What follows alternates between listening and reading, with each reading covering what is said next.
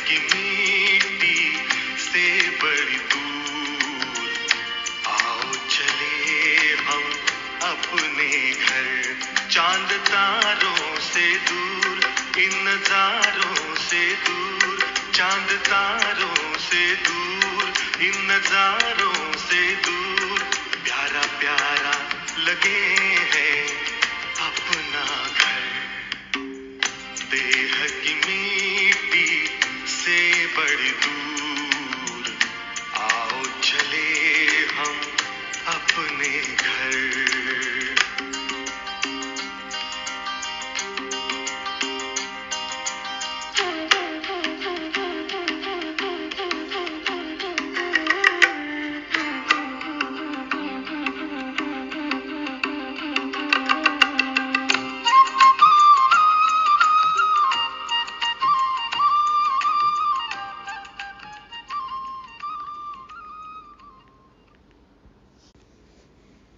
ओम शांति। सभी साक्षी, हर्षित, अचल अडोल, सदा समर्थ आत्माओं को शुक्रवार की गॉडली मॉर्निंग। देह की मिट्टी से बड़ी दूर, आओ चले अपने घर। कौन से घर? कौन है वहाँ? चांद तारों से पार अपना घर, परम धाम, जहाँ रहते हैं हमारे पिता निराकार ज्योतिर्बिंदु स्वरूप शिव बाबा, जो साकार ब्रह्मा तन में आकर हमें ऐसा ज्ञान देते हैं जो कोई भी दे नहीं सकता। बाबा ही आकर हमें भक्ति मार्ग और ज्ञान मार्ग का अंतर समझाते हैं, लेकिन क्या हमने ये बातें समझी हैं? यदि हाँ, तो अब हमें औरों को भी समझाना है। क्या क्या कैसे समझाना है वो विस्तार हम मुरली में सुनेंगे। पवित्रता के फरमान पर आज हम मनन चिंतन करेंगे कि साथ रहते कैसे इस आग से बचें। तो सुनते हैं, एक बाप की याद में मगन होकर पूरे अटेंशन के साथ सितंबर माह के पहले दिन की साकार मुरली। मीठे बच्चे, दे सहित सबकी याद भूल, बाप जो है जैसा है उसे यथार्थ पहचान, स्वयं को बिंदी समझ, बिंदी रूप से बाप को याद करो। यह आज की मुरली का सार ही नहीं, रूहानी ज्ञान का सार है ये। मीठे बच्चे, देह सहित सबकी याद भूल। खुद की देह भी भूलो, देह के संबंधी पदार्थ, स्वभाव, संस्कार, सब कुछ, सबको भूलना है। क्या करना है? बाप जो है जैसा है। कैसे हैं शिव बाबा? उनको यथार्थ पहचानना है, खुद को बिंदी समझना है और बिंदी रूप से बाप को याद करना है। बाबा हैं ज्योतिर्बिंदी स्वरूप, तो खुद आत्मिक स्थिति में स्थित होकर परमात्मा बाप को बिंदु स्वरूप में परम धाम में अपने घर में याद करना है। ये है यथार्थ याद। शरीर, मन, बुद्धि, दिल चारों एकाग्र हों और फिर हम बाबा को याद करें। ये है यथार्थ याद। प्रश्न है, कौन सा ज्ञान इस समय बाप से ही तुम्हें मिलता है और कोई नहीं दे सकते? कौन सा ज्ञान सिर्फ बाबा ही दे सकते हैं और कहीं भी नहीं है। दुनिया में ज्ञान बिखरा हुआ है, बाढ़ आई है, लेकिन ऐसा कौन सा ज्ञान है, कौन सी बात है जो सिर्फ हमें बाबा बताते हैं? उत्तर में बाबा कहते, तुम स्त्री पुरुष साथ में रहते, गृहस्थ व्यवहार की संभाल करते, पवित्र रहो। यह ज्ञान अभी इसी समय बाप तुम्हें देते हैं और कोई यह ज्ञान दे नहीं सकता। संन्यास मार्ग, निवृत्ति मार्ग, लेकिन बाबा आकर हमें बताते हैं प्रवृत्ति में रहते भी हम पवित्र रह सकते हैं। ये बात, ये कॉन्सेप्ट किसी के भी दिमाग में नहीं है, एकदम नई बात है। तो बाबा कहते ये ज्ञान और कोई दे नहीं सकता कि गृहस्थ व्यवहार की संभाल करते पवित्र रहो। तुम्हें दान तो 5 विकारों का करना है, लेकिन मुख्य है काम, जिस पर पूरी विजय पानी है। सर्वशक्तिमान बाप की याद और श्रीमत पर चलने से ही यह ताकत मिलती है। संपूर्ण निर्विकारी बनना है, लेकिन मुख्य अटेंशन किस तरफ हो? बाबा कहते हैं काम विकार को पूरी तरह खत्म करना है, इस पर जीत पानी है। कैसे पाएंगे जीत? बाबा की याद से और श्रीमत पर चलने से हम में शक्ति आती है और हम काम जीत बन जाते हैं, विकर्मा जीत बन जाते हैं। गीत बजा। दुनिया के माँ बाप सुनो, ये देश है किशन कन्हैया का, ये भूमि वही है प्यार जहाँ लुटता था जसोदा मैया का। लेकिन इस देश में ही अब तो ऐसे भी अभागे होते हैं, माँ बाप के होते हुए भी जो हंसने की उम्र में रोते हैं।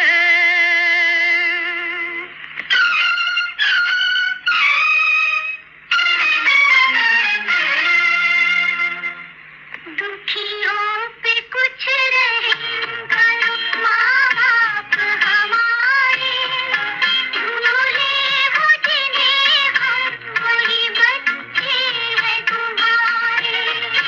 दुखियों पे कुछ रहम करो माँ बाप हमारे, भूले वो जिन्हें हम वही बच्चे हैं तुम्हारे।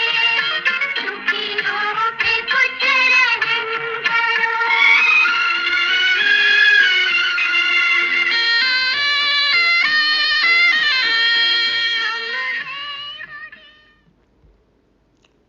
ओम शांति।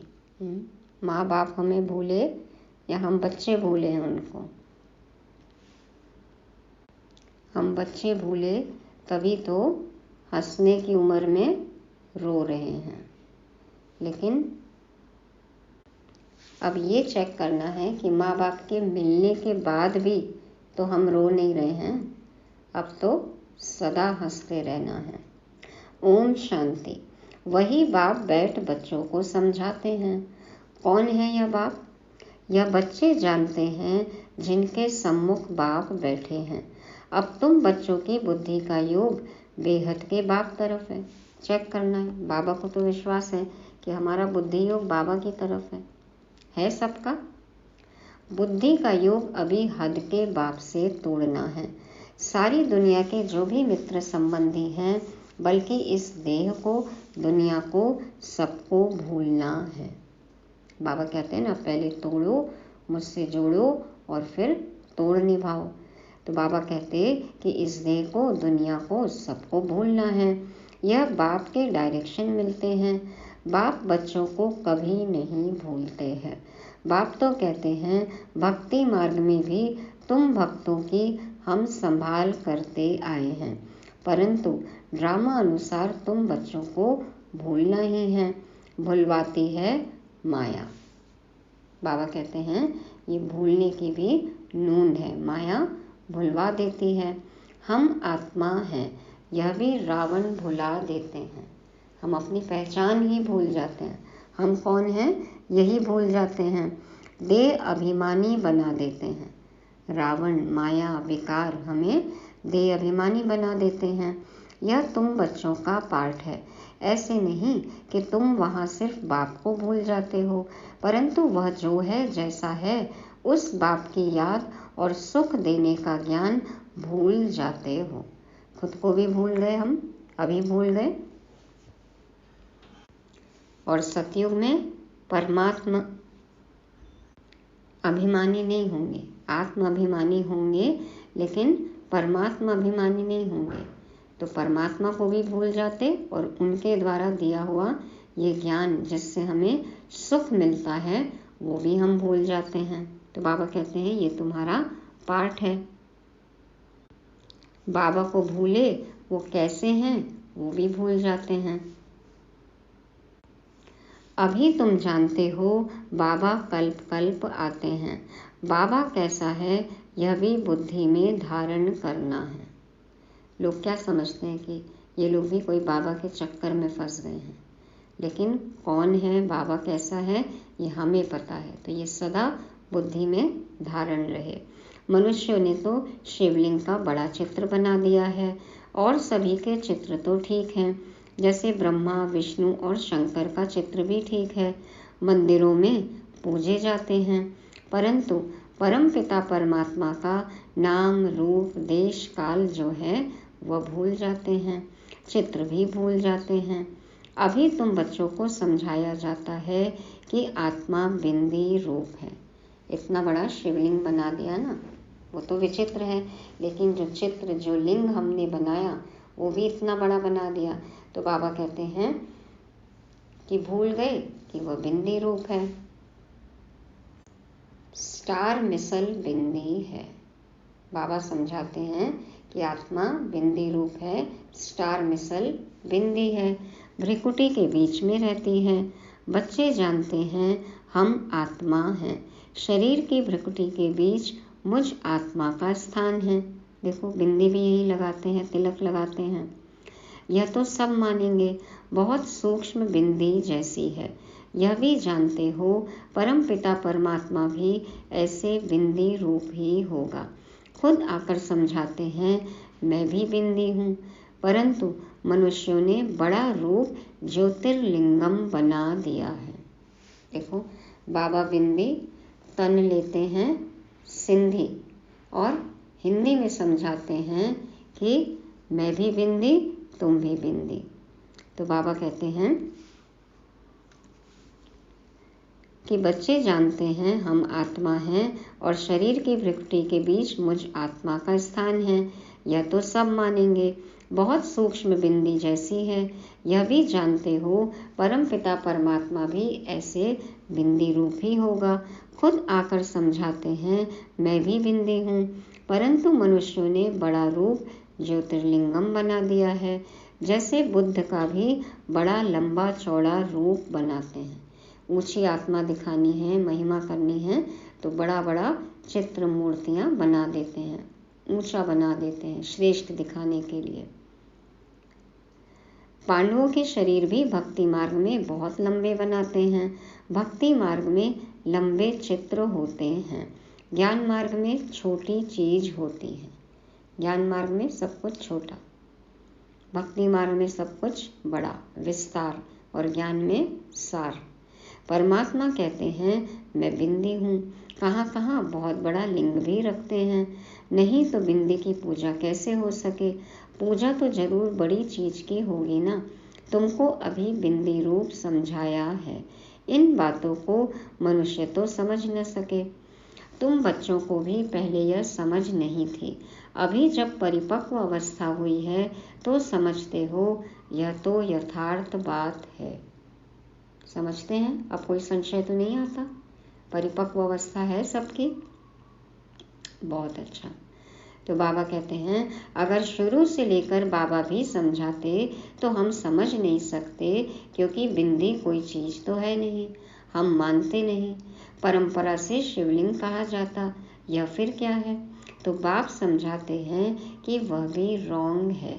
मैं जो तुम्हारा बाप हूँ मैं बिंदी हूँ, तुम्हारा भी बिंदी रूप है, परंतु पूजा आदि के लिए बड़ा शिवलिंग बनाते हैं।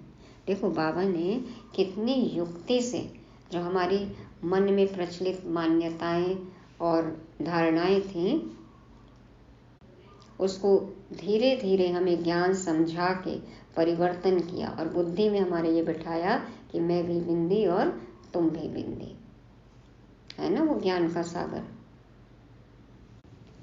तो बाबा कहते पूजा आदि के लिए बड़ा शिवलिंग बनाते हैं, आत्माओं का रूप भी शालिग्राम बनाते हैं, परंतु ऐसे है नहीं। आत्मा इतनी बड़ी हो नहीं सकती। आत्मा देखने में भी बड़ा मुश्किल आती है। यह समझने की बड़ी गुह्य बातें हैं। आत्मा भी बिंदी रूप है। इस छोटी सी आत्मा में 84 जन्मों का पाठ है। एक सेकंड न मिले दूसरे से। 84 जन्मों का पाठ सारा एक छोटी सी आत्मा में नूंधा हुआ है। आत्मा ऐसी सीढ़ी है जिसमें 84 जन्मों का पाठ नूंधा हुआ है। यह बड़ी कुदरत की बात है। कुदरत खुद रची हुई, किसी ने बैठ के पाठ भरा नहीं है। सारा पाठ बिंदी में रहता है। उस नाटक में भी पाठ बजाने वालों की बुद्धि में सारा पाठ रहता है ना, वह है छोटा पाठ। यह 84 जन्मों का पाठ भी अच्छी रीति समझना है और फिर समझाने की भी बड़ी युक्ति चाहिए। देखो, आत्मा रूपी सीढ़ी में पाठ भरा हुआ है और ये सीढ़ी इस प्लेयर में लगती है, माना इस बॉडी में जब आत्मा आती है तो पार्ट प्ले होता है, कर्म करते हैं हम। तो बाबा कहते हैं ये सब बातें समझो और फिर समझाओ। इतनी छोटी बिंदी है, कितनी छोटी है, कितनी शक्तिवान है। उनको परमपिता परमात्मा कहा जाता है। तुम आत्माएं उनसे योग लगाने से मास्टर सर्वशक्तिमान बनते हो। माया पर जीत पाकर अटल अखंड सुख शांतिमय राज्य करते हो। कितनी समझने की बातें हैं।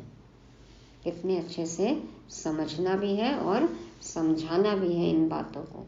मोबाइल डिवाइस और सिम का भी उदाहरण हम दे सकते हैं। ये शरीर क्या है? डिवाइस है और आत्मा सिम। मन बुद्धि संस्कार, तो SIM, संस्कार इंटेलेक्ट और माइंड, ये है आत्मा। तो आत्मा जब इस शरीर में प्रवेश करती है तो देखो ये मोबाइल, ये डिवाइस कैसे एक्टिवेट हो जाता है। तो इस तरह से और भी हम मनन चिंतन करके लोगों को समझा सकते हैं। गाड़ी का, ड्राइवर का, ये सब उदाहरण तो दिए ही जाते हैं। यह है पढ़ाई, है भी बहुत सहज। यह बाप ही समझा सकते हैं, कोई मनुष्य नहीं समझा सकते हैं, किसी को पता ही नहीं है। बरोबर इतनी छोटी चीज परंतु नाम कितना बड़ा रखते हैं। क्या नाम रखा छोटी सी बिंदी का? क्या महिमा की? ज्ञान का सागर। तुम कहते हो मनुष्य सृष्टि का बीज रूप चैतन्य है, सत है, अविनाशी है। सच्चिदानंद कहते हैं ना, इसीलिए कहते आते हैं परंतु किसकी बुद्धि में नहीं आता है। वह क्या वस्तु है? गुण तो बहुत अथाह गाते हैं। अभी तुम बच्चे बाप के सम्मुख बैठे हो, जान गए हो। आत्माएं तो सम्मुख ही हैं, सब आत्माएं ब्रदर्स ही हैं। कितनी छोटी छोटी बिंदी है, विचार करो। सब स्टार, सब बिंदियां। मूल वतन का हम जो चित्र बनाते हैं उसमें बिंदु रूप ही दिखाते हैं। जैसे स्टार्स आकाश तत्व में ऊपर खड़े हैं, वैसे ही महातत्व में भी हम ऐसे स्टार मुआफिक अपने अपने सेक्शन में खड़े होंगे। आकाश में ये जो दिखते हैं चांद सितारे, और फिर आकाश के उस पार भी आकाश है जहाँ पर हम आत्माएं रहती हैं। अपने अपने सेक्शन में सब अपने अपने निर्धारित स्थान पर खड़े रहेंगे। वो एक पहेली भी है ना, एक थाली सितारों से भरी और सिर पर उल्टी पड़ी, है ना। बचपन में कहते थे ना ये पहेली। और twinkle twinkle little star, how I wonder what you are. देखो, बनाया हमने, कहा, लेकिन गहराई में कभी गए नहीं। तो बाबा कहते जैसे स्टार्स आकाश तत्व में ऊपर खड़े हैं, वैसे ही माँ तत्व में भी हम ऐसे स्टार मुआफिक अपने अपने सेक्शन में खड़े होंगे। माँ तत्व माना परम धाम। झाड़ छोटे छोटे स्टार्स का बना हुआ है, वहाँ से फिर आत्मा आती है, शरीर धारण करती है, पाठ बजाने लिए, कैसे नंबरवार आत्माएं आती हैं, यह सारी बुद्धि चलनी चाहिए। हर एक धर्म का सेक्शन अलग होगा। बाप दृष्टांत दे समझाते हैं, उदाहरण देते हैं, बाबा एग्जाम्पल देते हैं। बैनियन ट्री का भी मिसाल समझाते हैं। कोलकाता का बैनियन ट्री, बड़ का झाड़ बाबा कहते हैं ना। हिंदी बहुत जगह चलती है तो बच्चों को हिंदी भाषा में समझाना पड़ेगा। परम पिता परमात्मा भी हिंदी भाषा में ही समझाते हैं। तो बिंदी, सिंधी, हिंदी क्या समझाते? मैं भी बिंदी, तुम भी बिंदी। तो आजकल जहाँ तहाँ इसका प्रचार करते रहते हैं। राष्ट्रभाषा है, देखो एक भाषा होना तो मुश्किल है। हर 100 किलोमीटर पे भारत में तो भाषाएं अलग हैं, कितनी बोलियां हैं। कई समझते हैं परम पिता परमात्मा तो सब भाषाएं जानते होंगे। बाबा जानते हैं सब भाषा? तो हर भाषा में बच्चे सोचते हैं अलग अलग, सोचते भी अपनी भाषा में ही है ना। तो बाबा को तो पता चल जाता है। तो क्या बाबा को भाषा नहीं आती है? बोलने नहीं आता, लेकिन बाबा समझते तो सब हैं। बाबा देखो क्या कहते हैं, सबसे बड़ी बात तो बाबा मन की भाषा समझते हैं ना, इसलिए बाबा को सब कुछ पता रहता है। हर एक बच्चे का पता रहता है, एक एक संकल्प का, चाहे वो किसी भी भाषा में सोचे, बोले, लिखे, कुछ भी करे। तो बाबा कहते हैं कि कई समझते हैं परम पिता परमात्मा तो सब भाषाएं जानते होंगे, परंतु ऐसे तो हो न सके। अथाह अनेकानेक भाषाएं हैं, वह तो सीखनी पड़ती हैं। परम पिता परमात्मा को तो कुछ सीखना नहीं है। बाबा कहते हैं मुझे नहीं सीखना है, मन की भाषा जानता हूँ, सब कुछ पता है। उन्होंने कल्प पहले जिस भाषा में समझाया है उसमें ही समझाते हैं। बाकी भाषाएं तो हर एक को पढ़नी होती हैं। बाप को पढ़नी होती हैं क्या? बाबा कह रहे हैं मुझे भाषा सिखाओगे? तुम देखते हो शुरू से हिंदी चली है, सब हिंदी सीखते जाते हैं। देखो विदेशी में रहने वाले जो बाबा के बच्चे हैं, कितनों ने हिंदी सीख ली है। नहीं तो पहले ऐसे कहते थे आत्मा आता है, शिव बाबा आती है जाती है, आत्मा आता है ना। अब देखो कितनी अच्छी हिंदी बोलते हैं, मुरली भी हिंदी में पढ़ते हैं, सुनते हैं। तो जो जैसा पुरुषार्थ करता है उतनी प्राप्ति होती है। तो बाबा कहते हैं कि तुम देखते हो शुरू से हिंदी चली है, सब हिंदी सीखते जाते हैं। भारत में हिंदी का प्रचार है, बाप भी हिंदी में समझाते हैं, फिर हर एक को अपनी भाषा में ट्रांसलेशन कर औरों को समझाना पड़े। तो कितनी सारी भाषाओं में मुरलियाँ ट्रांसलेट होती हैं, पहले हिंदी से इंग्लिश और फिर इंग्लिश से अन्य भाषाओं में ट्रांसलेशन होता है। तो बाप और बाप की रचना का परिचय सबको समझाना है। सभी का सद्गति दाता वह एक बाप है, यह सब जानेंगे बरोबर बाप आया हुआ है। बाप कहते हैं मैं भारत में ही आता हूँ, भारत हमारा बर्थ प्लेस है। शिव के मंदिर, देवी देवताओं के मंदिर भी यहाँ हैं। कितने मंदिर हैं भारत में, हर एक चौराहे में, गली में देखो मंदिर है। देवी देवताओं का राज्य भी भारत में होता है, बाप भी भारत में आते हैं। देवी देवता धर्म की स्थापना यहाँ ही की है, तो मंदिर भी जरूर यहाँ चाहिए। औरों के इतने मंदिर नहीं होंगे, यहाँ तो बहुत मंदिर हैं। घर घर में लक्ष्मी नारायण के चित्र, राधे कृष्ण के चित्र, राम सीता के चित्र रखते हैं, क्योंकि भारत में होकर गए हैं। घर में भी जो पूजा का स्थान बनाते हैं वहाँ पे कितने लोगों की मूर्तियाँ और चित्र रखते हैं, परंतु उन्होंने कैसे राज्य लिया वह भूल गए हैं। चैतन्य में राज्य करके गए हैं। लक्ष्मी नारायण वैकुंठ के महाराजा महारानी हैं, उन्हों को राज्य किए कितना समय हुआ यह भी जानते हैं। मुख से कहते भी हैं क्राइस्ट से 3000 वर्ष पहले देवी देवताओं का राज्य था, तो क्राइस्ट को 2000 वर्ष हुए ना, तो जो ऐसे कहते हैं उन्हें उसी बात पर समझाना चाहिए। कहते हैं क्राइस्ट से 3000 वर्ष पहले देवी देवताओं का राज्य था, अर्थात स्वर्ग था। ऐसे नहीं कि क्राइस्ट भी उस स्वर्ग में था। पूछेंगे क्रिश्चियन लोग तब कहाँ थे, यानी उन्हों की आत्माएं कहाँ थी? इस्लामी, बौद्धि, क्रिश्चियन आदि की आत्माएं सब कहाँ थी? यह समझाना तो बड़ा सहज है। तो 3000 और 2000 तो हो गया 5000 का हिसाब। अभी वियतनाम गए तो वहाँ पे एक गाइड ने बताया भी कि 6000 साल पहले भारत, म्यांमार, कंबोडिया, वियतनाम ये सब एक ही लैंड था। तो उन्होंने बताया कि ऐसा हमारे यहाँ की पुस्तक में लिखा हुआ है 6000 साल पहले। तो देखो सबकी कैलकुलेशन आसपास ही है। तो बाबा कहते हैं कि यह समझाना तो बड़ा सहज है, वह सब निर्वाण धाम व निराकारी दुनिया में थी। क्या बताना है कि वो आत्माएं कहाँ थी? वो सब निर्वाण धाम व निराकारी दुनिया में थी।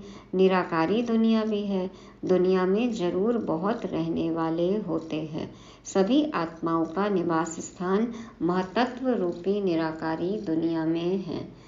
तुम बच्चों की बुद्धि में अभी यह है कि इस समय सब देवी देवताओं की आत्माएं हाजिर हैं।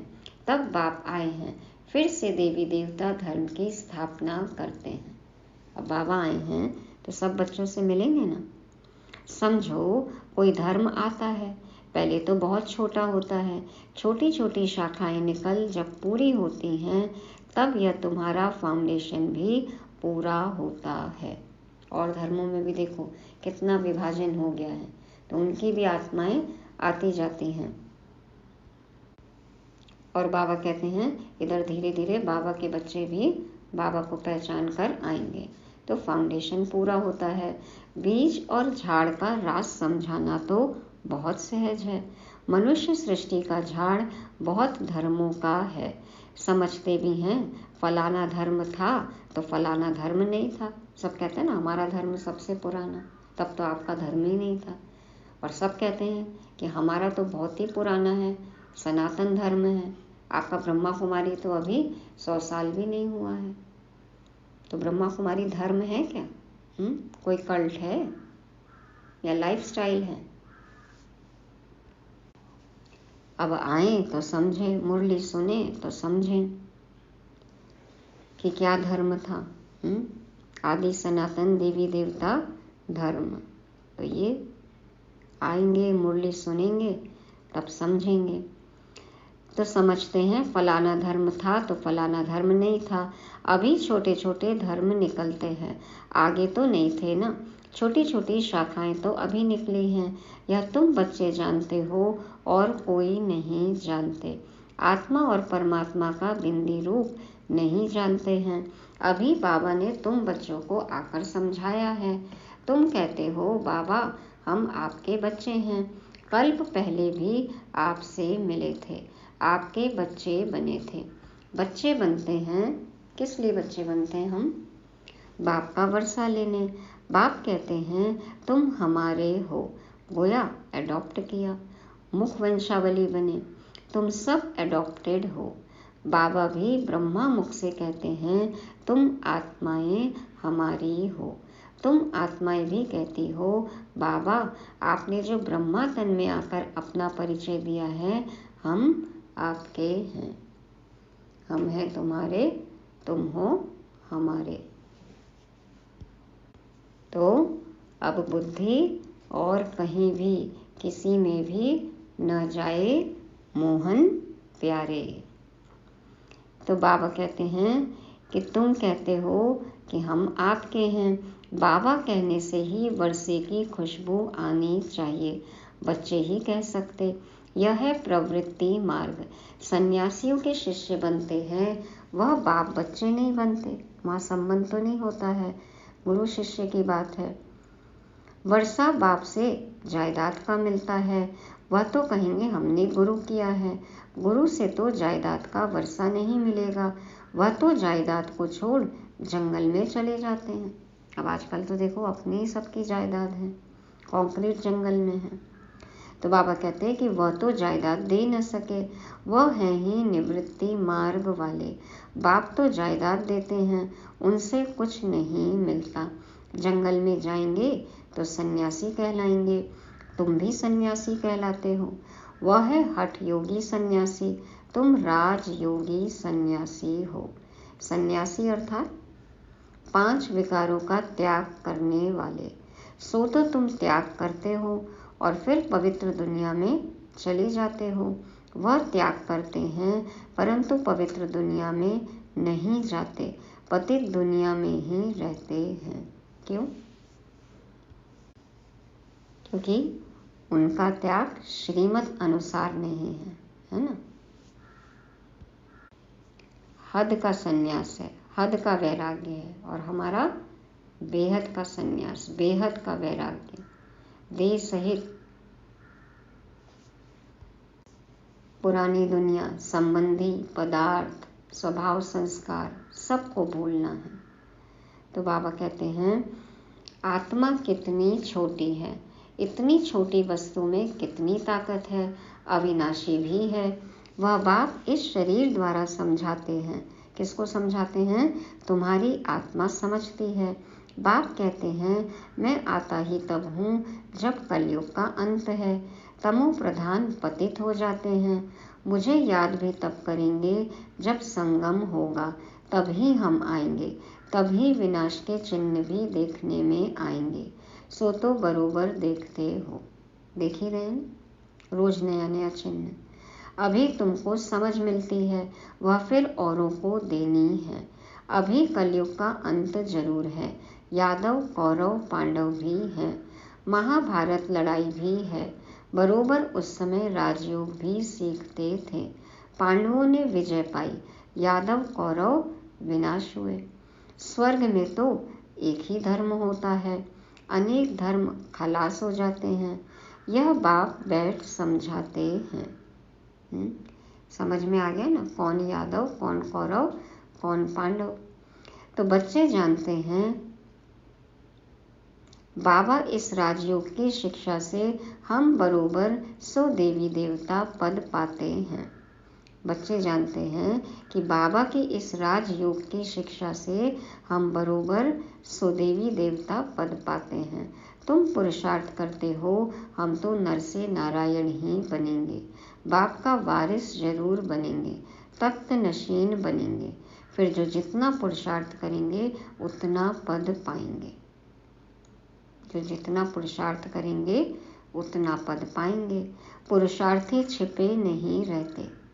पुरुषार्थी कैसे होते हैं? बाबा कहते हैं वह बड़े मस्त होते हैं, लगन में मगन, अपने पुरुषार्थ में बिजी, इधर उधर व्यर्थ देखने का समय ही नहीं।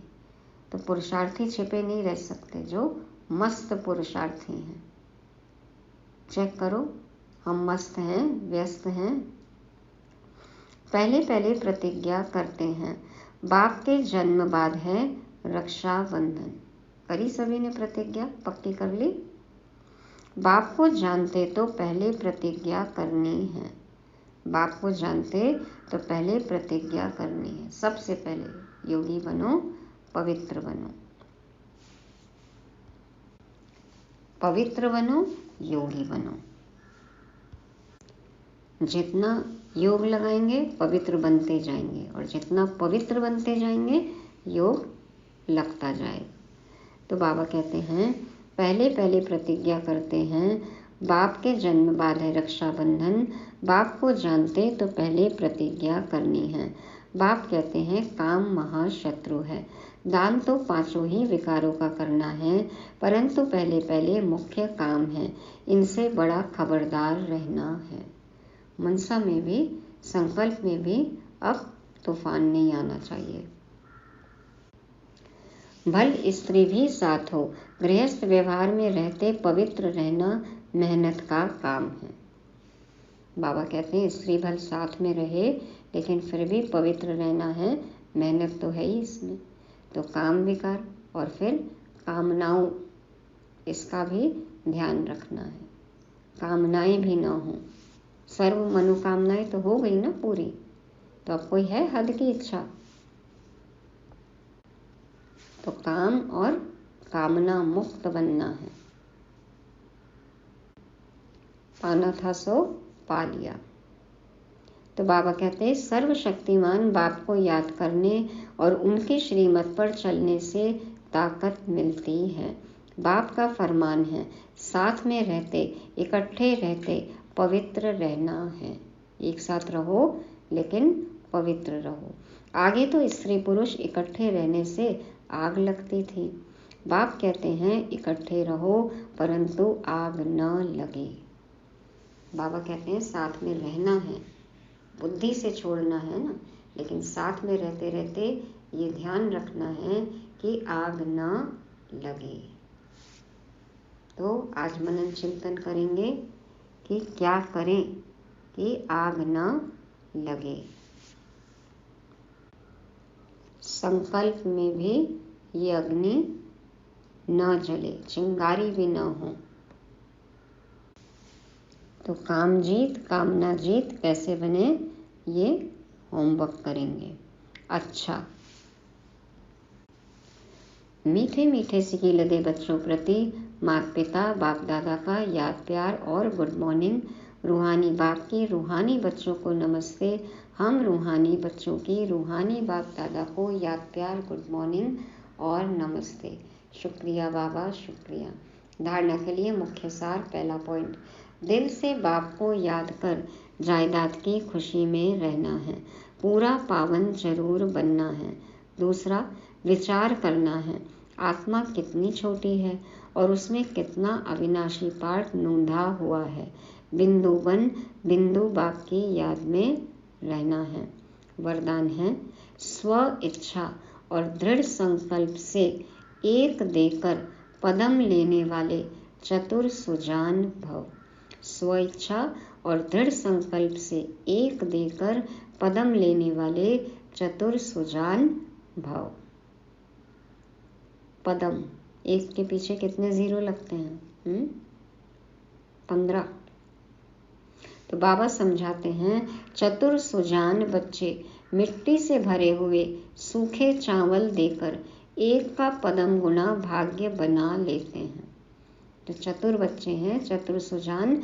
बाबा कहते हैं मिट्टी से भरे हुए सूखे चावल देकर।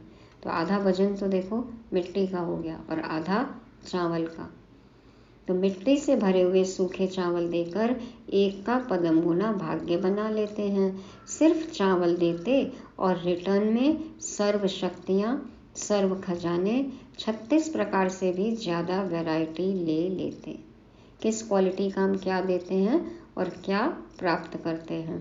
परंतु कई बच्चे वह भी देने के समय सुदामा के मिसल कच्छ में छिपा कर रखते हैं, माना बगल में पोटली छिपा कर रखते हैं। उतना सा भी धन सफल करने में या कोई भी चीज़ सफल करने में बाबा कहते जैसे कि हृदय विदीर्ण होता है। देने ही नहीं चाहते, सफल ही नहीं करना चाहते हैं, छिपा कर रखते हैं। बाप खींच कर ले सकते हैं। बाबा खींचते हैं, बाबा ज़बरदस्ती लेते हैं। बाबा कहते चाहूँ तो मैं खींच के ले सकता हूँ, लेकिन खींच कर लिया तो उसका रिटर्न इतना नहीं मिलेगा। इसलिए स्व इच्छा और दृढ़ संकल्प से देकर एक देकर पदम लेना, यही चतुराई है। बाबा चाहे तो ले सकते हैं कैसे भी, हाँ, फोर्स करा के भी ले सकते हैं, लेकिन बाबा कहते फिर उसका रिटर्न नहीं मिलेगा। आप किसी के कहने से देते हो, ज़बरदस्ती देते हो, मजबूरी से देते हो, उसका रिटर्न इतना नहीं मिलेगा। स्व इच्छा होनी चाहिए, खुशी होनी चाहिए, दृढ़ संकल्प होना चाहिए कि हमें अपना सब कुछ सफल करना ही है। तो बाबा कहते हैं इस तरह से जब आप देते हो तो एक का पदम गुना मिलता है। ये चतुराई है, इस देने में ही कल्याण है। इस तरह से दो तो ही कल्याण है। स्व इच्छा से दो, दृढ़ संकल्प से दो, इसमें कल्याण है, ना कि किसी के कहने पे या फोर्सफुली और या फिर मजबूरी से। तो हमें अपना सब कुछ सफल करने वाला, पदम गुना प्राप्ति लेने वाला चतुर सुजान बनना है। स्लोगन है, साक्षी बन न्यारे होकर, हर खेल को देखने वाले ही साक्षी दृष्टा हैं। कौन है साक्षी दृष्टा? जो साक्षी बन न्यारे होकर हर खेल को देखने वाले ही साक्षी दृष्टा हैं।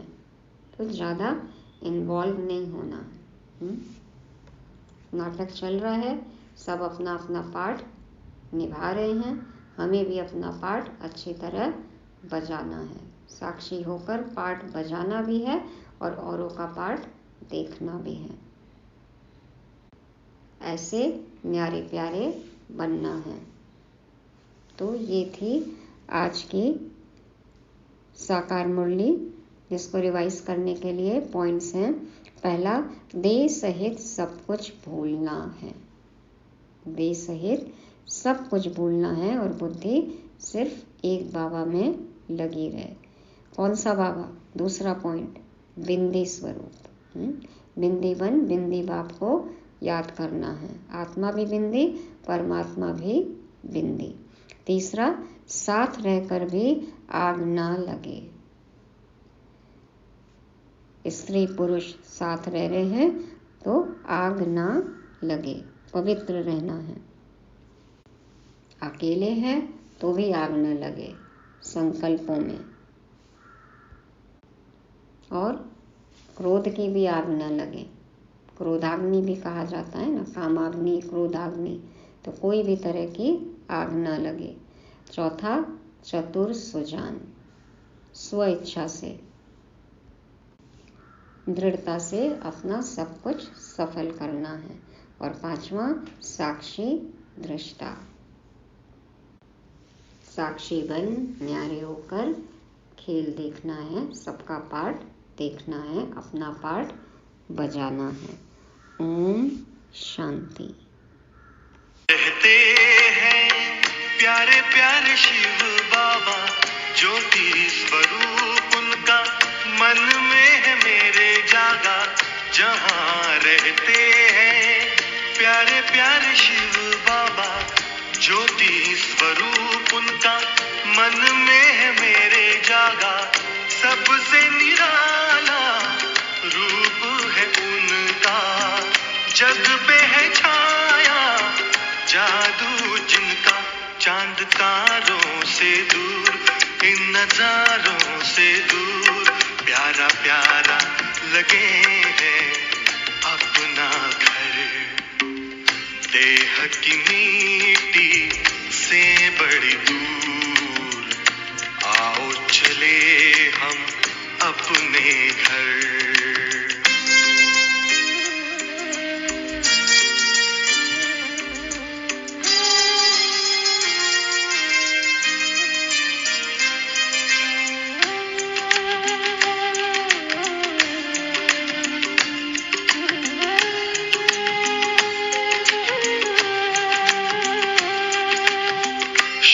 कर्मों की नाव में बैठे, कर ले भव का सागर पार। शिव बाबा की गोद में लेटे, आंधी तूफान होंगे मेरे पतवार। नैया लगेगी अपनी किनारे, उनकी कृपा से हो जीवन उधार। चांद तारों से दूर, इन नजारों से दूर, प्यारा प्यारा लगे हैं अपना घर। देह की मिट्टी से बड़ी दूर, आओ चले हम अपने घर। चांद तारों से दूर, इन नजारों से दूर, प्यारा प्यारा लगे हैं अपना घर।